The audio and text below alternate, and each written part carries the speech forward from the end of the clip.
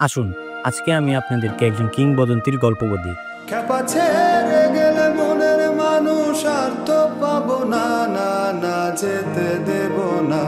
তোমায় হৃদয় মাঝারে রাখবো, ছেড়ে দেব না। তোমায় হৃদয় মাঝে রাখবো, ছেড়ে দেব না। 1931 সালের 6 এপ্রিল জন্মগ্রহণ করেন রমা দাশগুপ্ত, যার আরেক নাম সুচিত্রা সেন।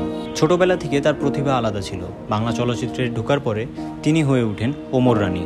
উত্তম কুমারের সঙ্গে জুটি দর্শকের হৃদয় জয় করেছে 30টিরও বেশি চলচ্চিত্রে। 1963 সালে মস্কো আন্তর্জাতিক চলচ্চিত্র উৎসবে ভারতীয় অভিনেত্রী হিসেবে সেরা অভিনেত্রী নির্বাচিত হন।